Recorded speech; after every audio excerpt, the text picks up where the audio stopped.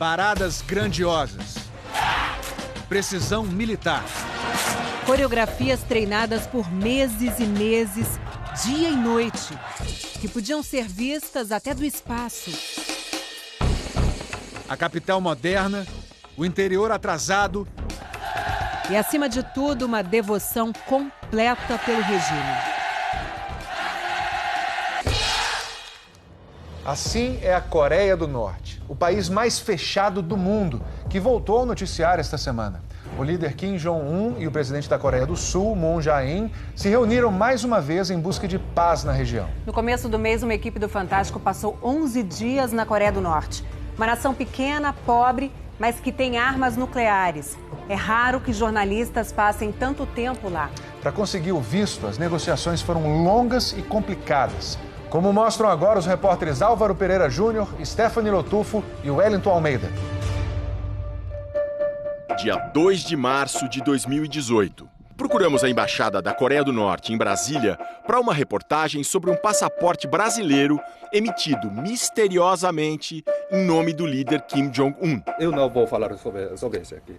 Não vale a pena. Ninguém quis gravar a entrevista, mas um diplomata disse: se um dia você quiser fazer uma reportagem no meu país, fale comigo. Nós falamos. Várias vezes. Foram 6 meses de negociações delicadas, de idas, de vindas, de mudanças de data, de cancelamentos de voos, até que finalmente a gente conseguiu isso aqui. Nosso visto para a Coreia do Norte, o país mais misterioso e fechado do mundo. O que a gente vai fazer lá? A gente não sabe. A Embaixada da Coreia do Norte não nos passou uma agenda, segundo eles, por questões de segurança. Bem típico de um país tão fechado quanto esse. Para saber o que vai acontecer, só mesmo indo para lá. Saímos de São Paulo. Por que dessa viagem? Me explica, por favor. Eu não sou jornalista. Vou fazer uma reportagem. Voamos para Doha, no Catar. De Doha para Pequim. De Pequim... Agora começa a última etapa da nossa viagem, que é sair daqui de Pequim, na China, para a capital da Coreia do Norte, para Pyongyang, no voo 121. É 1 hora e pouco de voo e a gente está lá. Já na chegada, uma amostra do rigor dos próximos 11 dias. Malas reviradas na alfândega. Eles cismaram com umas revistas minhas sobre música inglesas, mas passou. Vieram 3 pessoas nos recepcionar e agora, de agora em diante, é estrada e trabalho. Nossos guias, vamos chamar assim, falam espanhol. E na van, finalmente, revelam onde vamos ficar. O hotel Yanggakdo, numa ilhota no rio Taedong, que corta a cidade. No saguão, mais um sinal da vigilância implacável. Uma braçadeira de uso obrigatório. Jornalista, em coreano. É o que eles disseram, o P é de press, imprensa em inglês. E tem que pagar, é 30 euros cada braçadeira. Próximo passo, aprender as regras para jornalistas estrangeiros. Artigo 25. Proibido cometer atos que distorçam a realidade do país e que violem a estabilidade e os interesses da sociedade. E o Código Penal, no artigo 62, ameaça. Pessoas que cometerem atos de propaganda contra o Estado receberão pena de 5 a 10 anos de reeducação pelo trabalho.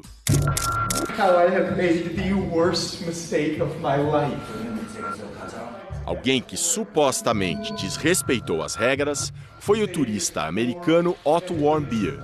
No início de 2016, ele foi condenado a 15 anos de prisão com a tal reeducação pelo trabalho. Otto teria roubado um pôster da parede do mesmo hotel Yanggakdo onde nós estamos. O pôster de propaganda do governo teria sido arrancado do misterioso 5º andar, proibido para os hóspedes. Repare, o elevador nem tem o número 5, pula do 4 para o 6.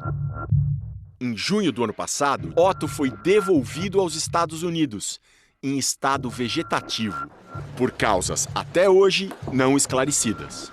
Otto morreu 2 dias depois de voltar para casa. Tinha 22 anos. Para nós, mais orientações. É proibido sair sem os guias.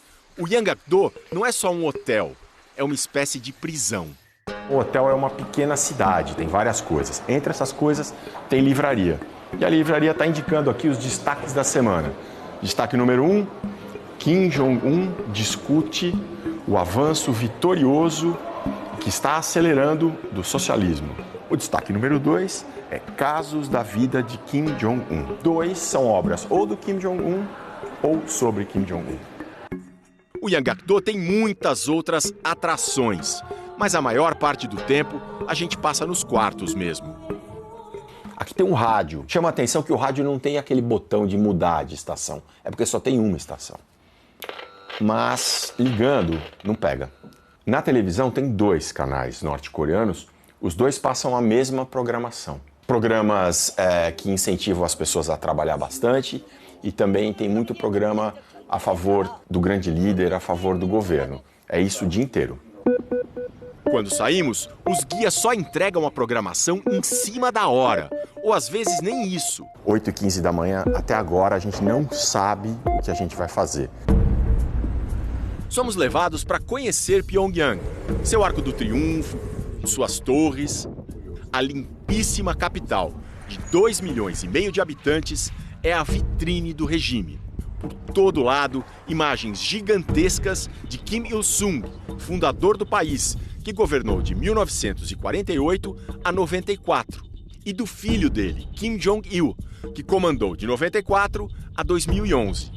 Kim Jong-il é pai do atual ditador, Kim Jong-un. A Coreia do Norte é a única dinastia comunista da história. Mensagens políticas dominam a cidade. União invencível com pensamento unânime será eterna. Com nossa frente revolucionária, conquistemos novas vitórias por uma potência socialista. Seguimos o Marechal até o fim dos céus e da terra. Marechal é um título pelo qual Kim Jong-un também é conhecido. Nesse sistema de submissão, esta professora da USP encontra aspectos religiosos e da filosofia do chinês Confúcio, de 500 anos antes de Cristo. O que está abaixo obedece ao que está acima e o que está acima protege o que está abaixo. Os governados têm essa ideologia moral de obedecer completamente ao que está acima, que seria o governante, porque eles acreditam que eles receberam proteção. Para conhecer os governados, vão pegar o metrô. Então aqui os nossos 3 acompanhantes que vão pegar o metrô junto com a gente. É o tempo inteiro sendo vigiado. Entramos. As estações são bem profundas, para serem usadas como abrigos em caso de uma guerra nuclear. No painel, regras curiosas. Proibido transportar animais, exceto pássaros ornamentais ou peixes dourados dentro do plástico. Rapidamente, os guias ordenam: hora de sair. E assim chega ao fim o nosso passeio por uma estação de metrô em Pyongyang. Do lado de fora, entrevistas liberadas, mas os guias vigiam tudo. Pergunto o que esse estudante acha do governo de Kim Jong-un. Nós consideramos o admirado Marechal Kim Jong-un como um nosso pai verdadeiro. E como ele conduz a política nacional nos considerando como filhos e filhas, acho que é um ótimo governo. Com essa moça, o papo é sobre celular. Pergunto para que ela usa. Uso para chamadas de voz, mensagens de texto, jogos. E fotos, manda para os amigos? Para isso, precisa se registrar num serviço, discando 999. Mas eu nunca me registrei, então não mando minhas fotos para ninguém. Você vê notícias no celular? Sim, vejo todos os dias. O site é do principal jornal, o Rodong Sinmun, que, como todas as publicações, reproduz a visão do Partido Único. Thank you very much. Thank you. O que a Dankyong e todos os norte-coreanos acessam é uma intranet, uma rede altamente controlada. Internet, eles nem sabem o que é, só os estrangeiros podem se conectar oficialmente, comprando celulares especiais. Mas... para ter um pacote de 1 giga, são 200 euros. 200 euros dá R$1.000. Vão ficar sem internet mesmo, paciência. Este aluno do ensino médio nem tem celular e diz que a maioria dos amigos também não tem. E música, qual é o seu tipo favorito? Música revolucionária. E as letras? As que falam do nosso grande líder Kim Jong-un. Chama Justin Bieber. Existe um cantor canadense famoso no Brasil chamado Justin Bieber. Já ouviu falar? O tradutor, que também não sabia quem era Justin Bieber, pergunta. Resposta: não conheço. Num outro bairro, dos mais modernos da capital, essa estudante de engenharia tem celular. Já ouviu falar em Facebook? Facebook? Não entendo essa palavra. O tradutor também não sabia o que era. Eu explico que é uma coisa da internet. Não conheço. E de filmes ela gosta? Gosto especialmente dos filmes que tratam dos feitos dos nossos grandes líderes. A devoção ao regime é absoluta. E é assim desde a fundação, há 70 anos. Até então a Coreia vivia numa disputa entre dois irmãos imperialistas. Os coreanos diziam que eles eram um camarão entre 3 baleias, o Japão, a China e a Rússia. De 1910 a 1945, a Coreia não existia como nação. Era uma colônia japonesa de relações tensas. Em 1948, com o fim da Segunda Guerra Mundial e o Japão rendido, a Coreia foi separada em duas. A do Norte, comunista, controlada pela então União Soviética, e a do Sul, capitalista, pelos Estados Unidos. A linha divisória era, e é, o Paralelo 38. Duas superpotências decidem fazer isso. Com base no paralelo, simplesmente metade do norte é minha, metade do sul é sua. Em setembro de 1950, a Coreia do Norte, sob o comando de Kim Il-sung, invadiu o sul. Os Estados Unidos conseguiram autorização da ONU para um contra-ataque devastador. Foram quase 3 milhões de mortos, até um cessar-fogo em julho de 53. Nunca se assinou um acordo de paz. É como se o país vivesse em guerra até hoje. O regime se aproveita da situação para estimular o fanatismo patriótico, que aparece com toda a força nas épocas de festa. E esta é uma época de festa e de tensão. Tá rolando uma correria aqui, a gente chegou de uma visita a uma fazenda, a gente pensou que ia jantar, dormir, mas nada disso. Disseram, vocês têm 10 minutos para descer, trazer todo o equipamento que vai passar por uma inspeção. E não dizem mais nada. Depois da inspeção, de horas, os guias mandam entrar correndo no ônibus. Passamos 2 horas na fila, de repente foi uma correria insana, agora estamos indo para esse evento. Ninguém sabe o que é. Era um luxuoso musical de louvor ao regime socialista. Noite de 8 de setembro. As grandes festas estavam só começando.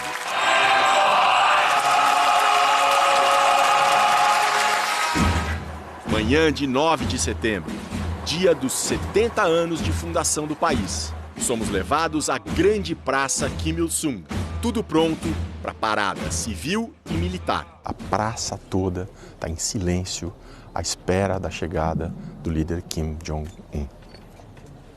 Até que o líder Kim Jong-un chega ao balcão para acompanhar as festas dos 70 anos da República Democrática Popular da Coreia, o nome oficial do país. A grande expectativa é pela parte militar do desfile. O chão treme.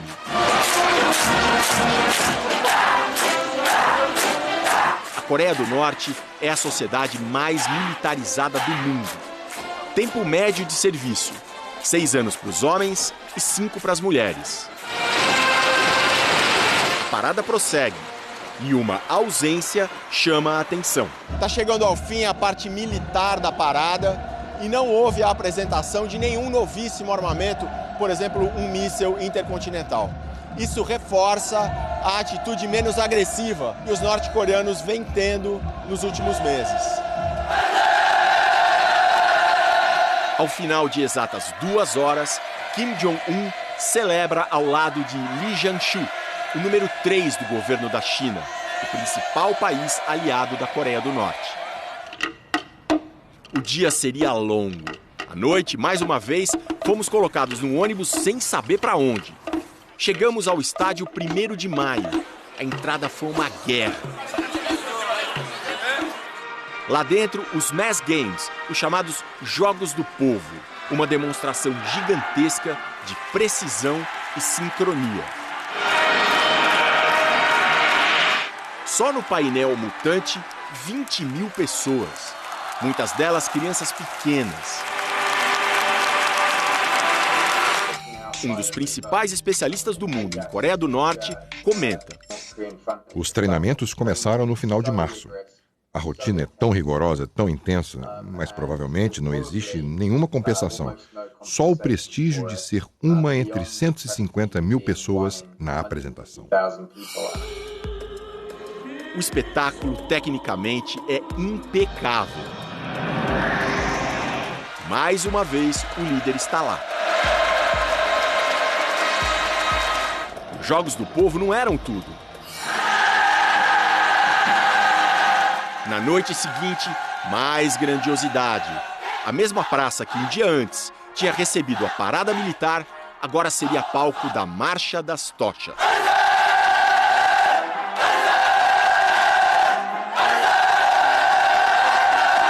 Dezenas de milhares de estudantes de ensino médio superior demonstram com unidade matemática seu fervor pela dinastia Kim. Manzé! Viva! As comemorações, finalmente, terminam. Mas não a nossa viagem. Na semana que vem, o que se come na Coreia do Norte? Um pouco doce e um pouco apimentado ao mesmo tempo. O zoológico dos tigres tristes. Uma viagem pelo interior, vedado para os estrangeiros. A voz operária. Será que no comunismo dos Kim, os trabalhadores se sentem no poder? E os norte-coreanos que aprendem português. Vocês conhecem alguma coisa da comida brasileira? Acho que o feijão e arroz e batata. Domingo que vem, em mais um episódio de 2018, 11 dias na Coreia do Norte.